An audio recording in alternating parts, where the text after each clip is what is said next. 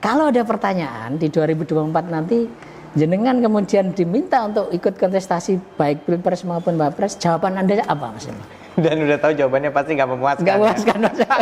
Tapi Tribuners perlu tahu juga ini apa yang disampaikan Mas Emil. Bangga Mas Emil. Jalan menuju ke sana itu ya, ke kontestasi nasional itu jalan yang sangat terjal. Oke. Jalan yang sangat terjal, jalan yang sangat ya tinggi, curam, dan memang nggak ada yang salah bahwa ada presiden lah gitu. Ada yang bilang presiden. Assalamualaikum warahmatullahi wabarakatuh, Tribuners dan pembaca harian Surya dimanapun berada.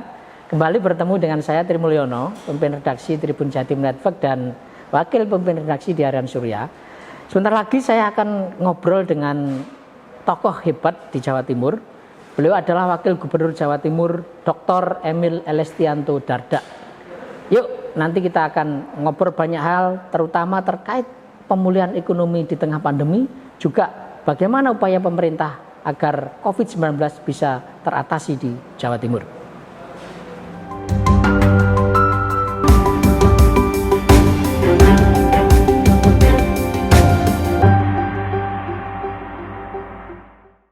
Assalamualaikum warahmatullahi wabarakatuh, Mas Ono. Sudah mampir di harian Surya. Senang bisa mampir lagi di sini karena udah beberapa kali.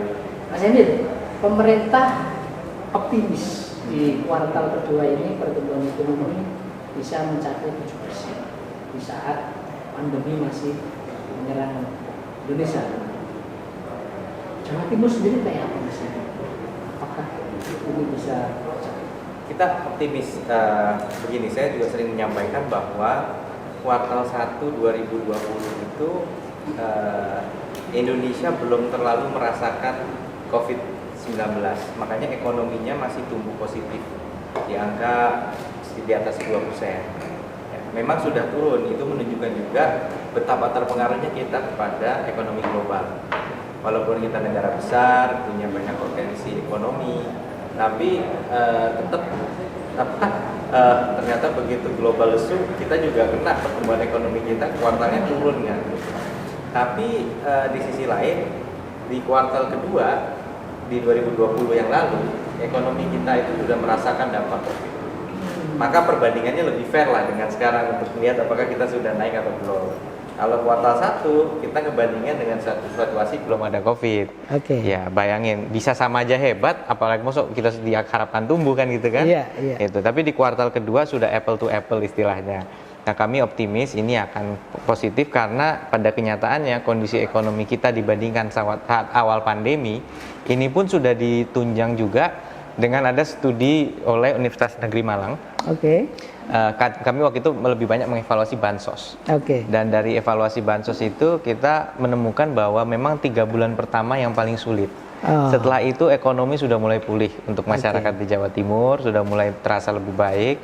Pertumbuhan kuartal beberapa sektor yang terpukul di kuartal ketiga 2020 mencapai di 7,5%. Gitu. Jadi ya ada optimisme yang tinggi bahwa di kuartal 2 ini insya Allah kita bisa mencatatkan pertumbuhan positif. Bisa memprediksi angkanya, Mas Emil? Targetnya Bapak Presiden 7%. Tapi kami berpikir ya kita tetap berharap bisa memenuhi target Bapak Presiden dengan berbagai upaya. Nah, kalau masalah prediksi kita serahkan pada ekonom-ekonom lagi karena Bank Indonesia pun merevisi pertumbuhan yang tadinya 5,3% misalnya untuk annual diperkirakan akan terkoreksi. Gitu. Di Jatim sendiri apa, Mas Emil, upaya untuk membantu agar di kuartal 2 dan berikutnya bisa positif pertumbuhan ekonomi di Jawa Timur? Prasyarat dari semua upaya pemulihan ekonomi adalah menjaga kondisi COVID-19. Menjaga supaya kondisinya itu tidak melonjak, landai, syukur-syukur bisa turun. Ya. Dan itu adalah seni menurut saya, bukan artinya kemudian dengan ngerem, karena kalau ngerem ya sama saja bisa dicapai, tapi kemudian ekonominya yang terdampak, Mas Emil ya. Kadang-kadang saya nggak ingin ngomong ekonomi, kesejahteraan. Karena kalau ngomong ekonomi kesannya duit lebih penting, tapi kalau ngomong kesejahteraan ini masalah penghidupan, penghidupan untuk kehidupan, ya kan? Masyarakat kecil loh yang terpukul, mereka yang biasa bisa jualan gerobak itu kemudian merasakan sulitnya, yang punya warung-warung kecil juga merasakan sulitnya.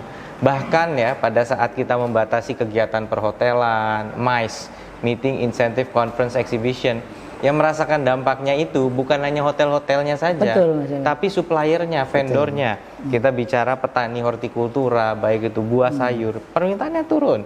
Peternak ayam, daging, turun permintaannya. Pengrajin camilan, turun omsetnya. Jadi kalau orang bilang wisata itu jadi pengungkit urusan tidak penting, tersier. Ya tersier bagi yang mengunjungi, tapi primer bagi yang hidup dari wisata.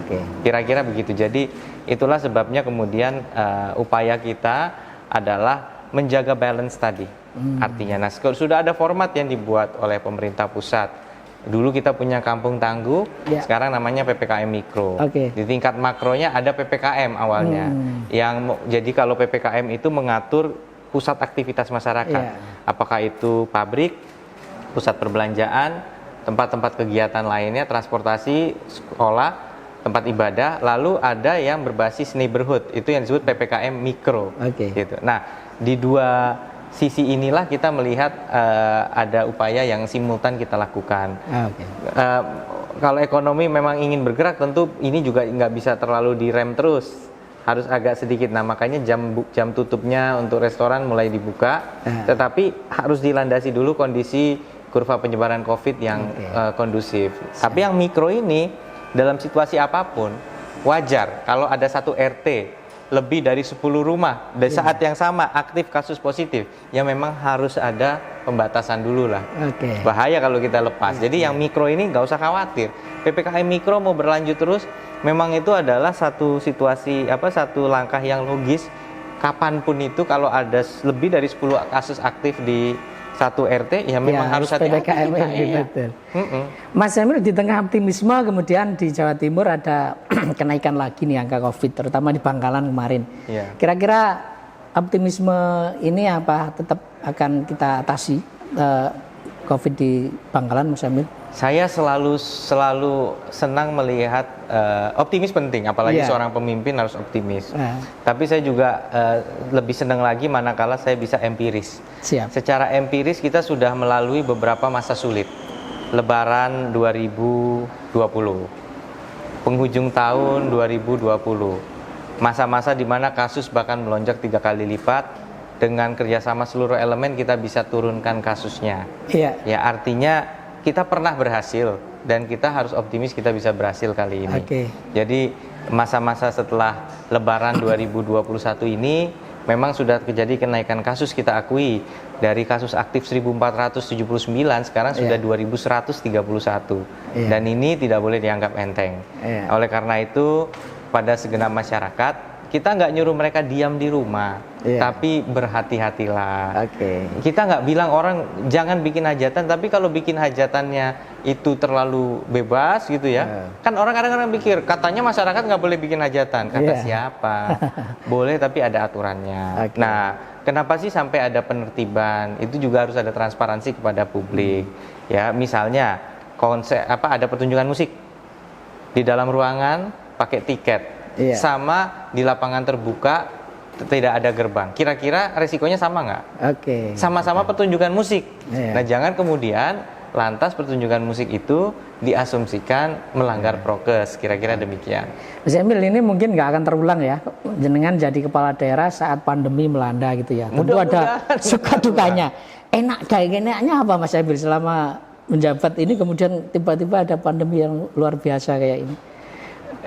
Ya tentunya dibilang enaknya enggak, tapi orang Jawa itu kan selalu bilang untungnya. Gitu ya. Kemudian kita harus tetap bersyukur.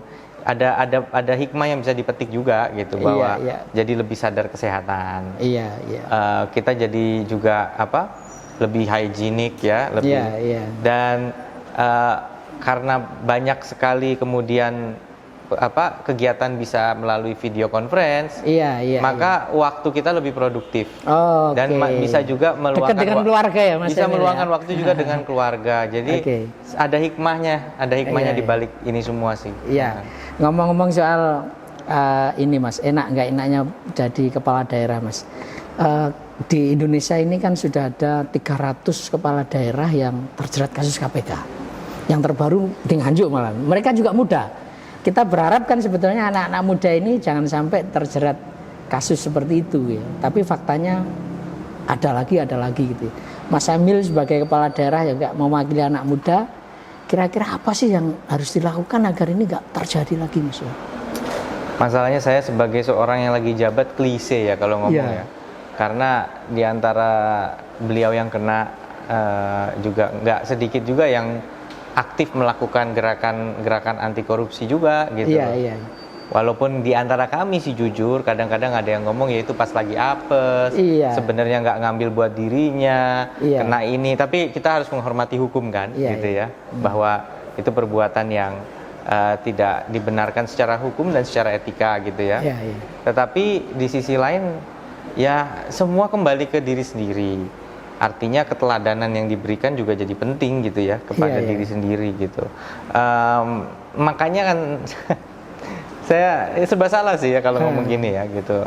Banyak yang bicara soal gaji nggak diambil tuh oke gitu ya, hebat gitu ya. Dan saya salut dengan mereka. Tapi saya juga menghormati mereka yang tetap ngambil gaji. Tapi kemudian mencoba menunjukkan gaya hidup yang proporsional dengan gaji itu gitu. Karena kalau misalnya nggak ngambil gaji, tapi kita tahu bahwa dia punya mungkin memang dia punya bisnis besar, kemudian gaji itu memang nggak seberapa dibanding bisnisnya, orang jadi berpikir oh jadi pejabat mungkin karena status aja nyari dan sebagainya kan itu. Jadi menurut saya ini dimensi yang kompleks. Tetapi mencoba untuk hidup proporsional terhadap fasilitas dan apa yang diperoleh dari kita, yang artinya seorang pejabat nggak bisa hidup terlalu mewah. Udah pasti nggak bisa terlalu mewah. Itu adalah salah satu bentuk untuk menjaga stabilitas ini. Nah, satu lagi yang paling penting, politik. Banyak yang mengatakan bahwa dalam politik ini juga tidak lepas dari pentingnya hal-hal yang berkaitan dengan finansial. Gitu. Logistik. Di sinilah kita mesti kadang-kadang agak pasrah juga ya. Artinya terlalu ngoyo gitu mikirin masa depan sampai akhirnya terlalu mikirkan itu juga ya itu bisa beresiko. Jadi itulah yang kemudian kita juga harus. Karena saya selalu bilang kita ini selalu nata. Nanti berikutnya gimana caranya? To win the next election gitu. Kita lupa umur aja belum tentu loh besok kita masih hidup. Mendingan kita nikmati amanah yang kita punya hari ini. Udah dengan hari ini kita bisa ngapain. Artinya Mas Emil, kalau boleh ada skala 1 sampai 10, enaknya jadi wagub apa Mas Emil? Di tengah cobaannya yang tantangannya ya Mas ya luar biasa itu ya Mas Emil. Tergantung perspektif makanya. Saya nggak ngerasa hebat-hebat amat juga bahwa mungkin alhamdulillah masih dalam keadaan yang selamat gitu ya. Itu karena memang kebutuhan juga nggak tinggi, jadi pengorbanan. Artinya memang ya happy aja kok. Saya nggak ngerasa. Saya kadang pengen makan yang agak enak bisa gitu kan. Mau makan steak kalau misalnya steak yang harganya ada istilahnya Matsuzaka atau Kobe ya pasti nggak sanggup saya. Kalau steak kayak misalnya yang sekarang kan banyak steak startup anak muda yang enak-enak yang agak itu dikit. Itu juga udah rasanya udah enak gitu kan. Nggak murah-murah banget, tapi sekali-sekali dengan keluarga itu bukan hal yang nggak mungkin gitu. Jadi sebenarnya tergantung lah level kita, kebutuhan gitu. Saya nggak ngerti merek lah gitu kalau ngomong soal barang-barang. Mungkin juga karena sama aja pas dipakai rasanya gitu kan. Lain mungkin kalau kita bintang film ya, mungkin ketahuan bedanya. Jadi balik lagi di situ bahwa kalau ngomong enak ke enaknya sih ya kita masih tetap ngerasa baik lah, kita bersyukuri bahwa apa yang dianugerahkan oleh Tuhan, oleh Allah ini sudah memberikan sesuatu yang baik lah. Banyak orang itu menyebut Mas Emil ini sosok yang sempurna itu ya. Muda, pinter, ya, ganteng, pinter nyanyi gitu ya. Satu lagi istrinya cantik dan artis Mas. Tapi kira-kira apa sih yang kurang di hidup Mas Emil sehingga harus tetap diperjuangkan selama sisa karir di pemerintahan provinsi juga itu? Percaya sama saya, setiap orang akan selalu ngerasa kurang. Oke. Ya kan? Ada misalnya orang udah hebat gitu ya, tapi merasa dia belum yang number one. Oke. Kalau ya kan bisa nyanyi, tapi ngerasa bahwa mungkin sebagai penyanyi mungkin masih ada orang yang diklaim suaranya lebih bagus misalnya. Atau itu. Tapi nanti kalau misalnya katakanlah dia udah di top ya, misalnya dia juara Grand Prix Formula One, nanti ada lagi atau udah jadi ini Bapak Golden Boot Award gitu kalau main bola. Atau udah jadi bahkan ini kurang muda. Jadi di dunia ini akan selalu ada yang kurang, akan selalu ada yang ini. Jadi kita, nah di situlah kita harus, ya itulah triknya. Semasuk saya selalu mengatakan, orang selalu bilang, Mas Emil ini ya muda terus ya. Tapi saya bahaya gitu kalau saya terus menanamkan di diri saya muda, karena saya akan semakin tua. Kalau kelebihannya adalah karena muda, itu nggak lagi menjadi sebuah ini gitu. Tapi kita harus usia tidak lagi menjadi faktor, dan saya lebih setuju usia memang tidak menjadi faktor. Tua pun kalau dia progresif, semangatnya tetap muda. Nggak ada kata terlalu muda, tapi tidak ada kata juga terlalu tua. Siapapun yang masih punya relevansi terhadap perkembangan zaman, dia boleh dapat kesempatan. Mas Emil, ini pertanyaan terakhir. Meskipun saya tahu Mas Emil paling jawabnya nggak memuaskan nih. Di banyak survei Mas Emil, jenengan itu levelnya itu dianggap sudah waktunya juga untuk ke Jakarta. Artinya ke level nasional Mas Emil. Kalau ada pertanyaan di 2024 nanti, jenengan kemudian diminta untuk ikut kontestasi baik Pilpres maupun Wapres, jawaban Anda apa Mas Emil? Dan udah tahu jawabannya pasti nggak memuaskan. Nggak memuaskan Mas. Tapi Tribuners perlu tahu juga ini apa yang disampaikan Mas Emil. Bangga Mas Emil. Jalan menuju ke sana itu ya, ke kontestasi nasional itu jalan yang sangat terjal.